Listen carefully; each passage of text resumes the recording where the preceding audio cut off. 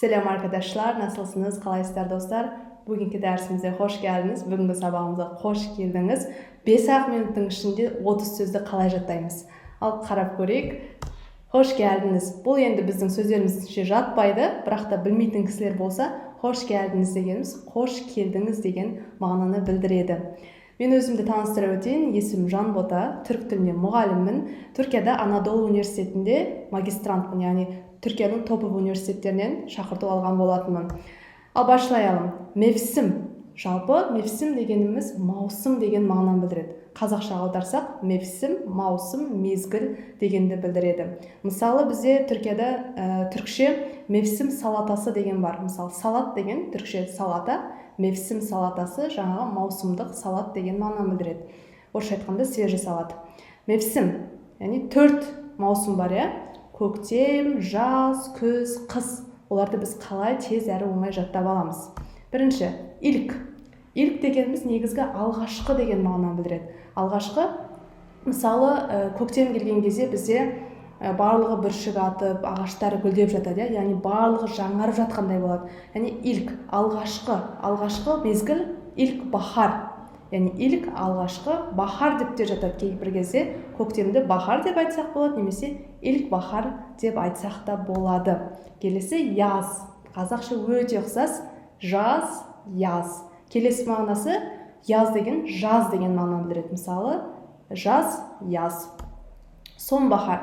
Сонбахар дегеніміз жаңағы айтып өткенде ilk деген алғашқы болса, сон дегеніміз соңғы. Мысалы, сериалдарда сон бөлім деп тұрады. Соңғы бөлім. Яғни сонбахар, барлық ағаштар қурайды, жапырақтардың барлығы сап-сары болып кетеді. Яғни ол бізде сонбахар деп аталады.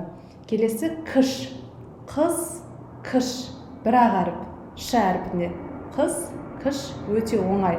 Яз және қыш біз қазақтар үшін бұл өте оңай. Ал ilk bahar және сонбахар оны жаттап алу керек болады. Енді бізде ilk bahar айлары, яғни біздің көктемнің айлары қандай?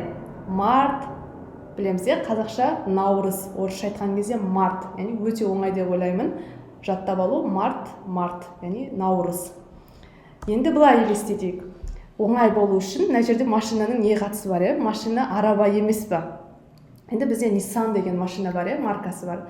Енді біз ойлап көрейік, март айында Nissan емес, жай ғана Nissan деген машина аламыз. Яғни новый китайский жаңа марка деп ойлайық.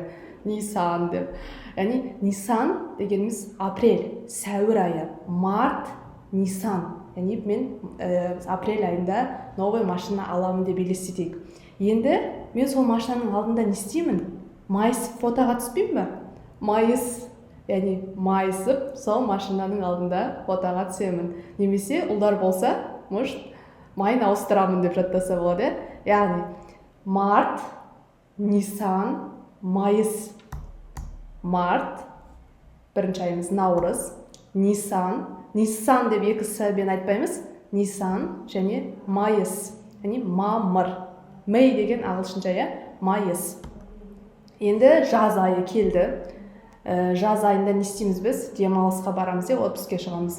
Енді ойлап көрейік, жаздың бірінші айы Иранға барамын деп. Иран. Хазиран. Хазыр деген сөз бар түркшеде. Хазыр деген дайын деген сөз. Дайындал, Иранға барамыз. Хазиран. Дайындал, Иранға барамыз деген сияқты қылып жаттасақ болады екен. Хазиран. Маусым. Және де тағы айтатын жайт, Хазиран гежесі деген сериал бар. Сериал көретін халық болса, араларыңызда Хазиран гежесі дегеніміз Юнская ночь, яғни маусым түні деп аталады. Яғни геже дегеніміз түн деген мағынаны білдіреді. Келесі екінші айымыз, енді даланың барлығы ыстық, темірлердің барлығы еріп жатыр. Теммуз. Мұздай болып тұрмайды олар уже. Олардың барлығы еріп кетеді, ыстық болып жатады.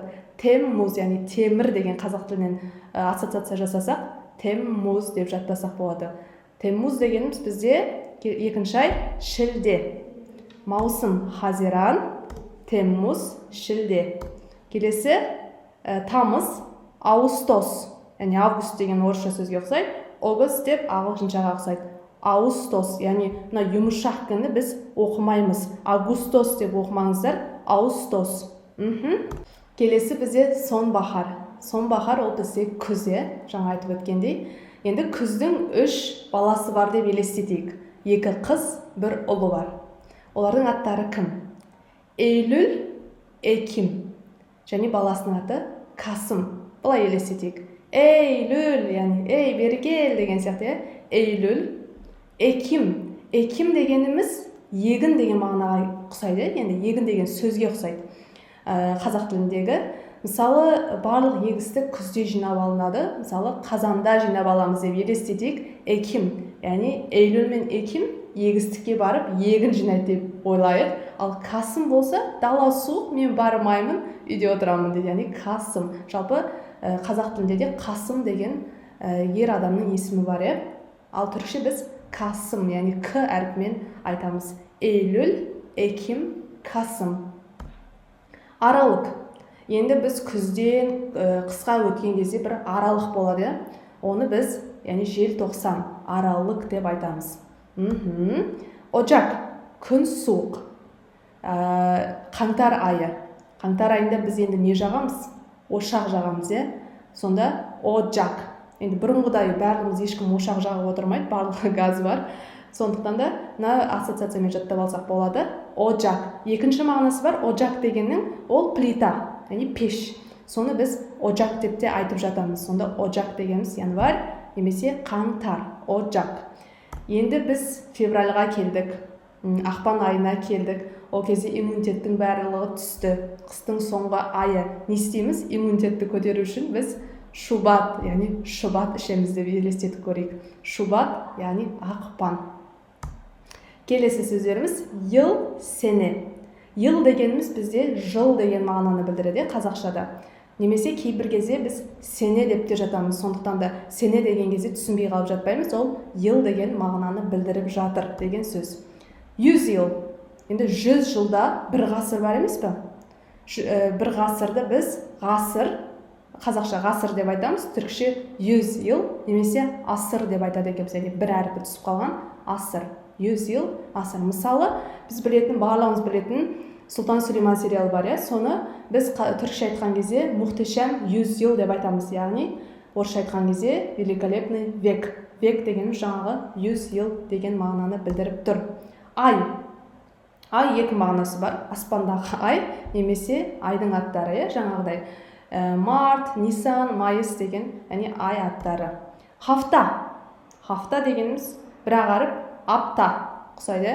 Хафта, апта. Аптаның күндері бар. Gün. Gün дегеніміз күн. Аспандағы күнді біз gün деп айтпаймыз. Біз аспандағы күнді güneş деп айтамыз. Güneş. Ал күн дегеніміз мысалы бүгін сәрсенбі, күндерден сәрсенбі, жексенбі деген сияқты күн деген мағынаны білдіреді. Saat. Saat, сағат. Өте ұқсас. Бір ағарып айырмашылық. Saat. Келесі dakika. Dakika дегеніміз минут. Мысалы кейбір адамдар уақытында келетін адамдар болады, пунктуальный деп жатамыз. Сол адамдарды түркше біз dakik деп айтамыз. Бұл адам dakik, яғни мына адам уақытында келеді деген сияқты. Dakik. Ал dakika ол минут. Енді saniye. Сан деген қазақша сөзге ұқсайды, басы сан деп басылады. Saniye ол секунд. Сағат, dakika, saniye. Сағат, минут, секунд деген мағынаны білдіреді. Ал достар, teşekkür ederim arkadaşlar. Рахмет мені тыңдағандарыңыз үшін соңына дейін. Hoşça kalın. Görüşmek üzere. Қанша сөз жаттадыңыз, комментарийға жазып кетіңіздер.